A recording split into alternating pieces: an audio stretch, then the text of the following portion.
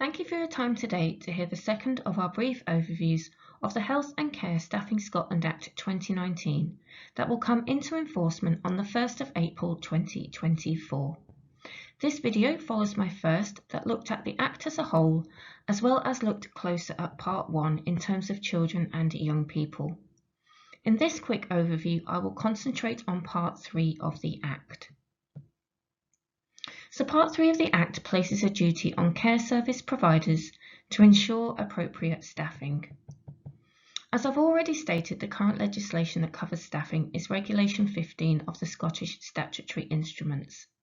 It's a small paragraph in the instruments which details how providers must have regards to the size and nature of the care service when arranging their staffing, and ensuring that there are at all times suitably qualified persons working in the service. The asks of the current regulation are all still present in the new Act. They just go into more detail, as there's a focus on the recognition that, as we all know and appreciate, high quality staff provide high quality services. The current expectation is when the Health and Care Staffing Scotland Act comes into place on the 1st of April 2024, this regulation from the current instruments will be revoked. This slide demonstrates the similarities between the current Regulation 15 on the left, that's what you're already working towards, and the new legislation on the right. The Health and Care Staffing Scotland Act states that organisations still need to fully consider how many staff you need to provide your service. But it is important to note that the new legislation does not impose specific staffing levels.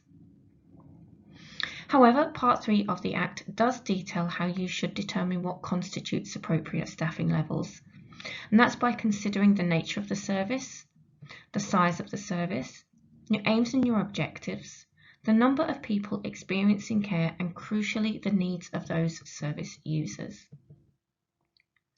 The similarities between the current legislation of Regulation 15 and the new Act are evident.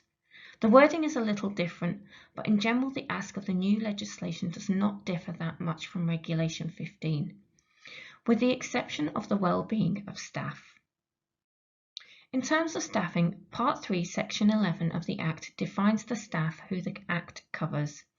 This includes working for payment or as a volunteer, working under a contract of service or apprenticeship, a contract for services or otherwise than under a contract. So this would include, for example, employees of the care service, agency and other temporary or contract workers, self-employed workers, those on an apprenticeship scheme or other earn-as-you-learn schemes who are employed by the care service. It also covers all volunteers, and there's lots of useful information about supporting volunteers on the Volunteer Scotland website. Part 3 of the Act also details the training of staff and the responsibilities on providers to ensure staff are appropriately trained to carry out their duties. To fulfil current legislation, our Children and Young People's Inspectors already ask providers during inspection about induction plans, supervisions and appraisal systems.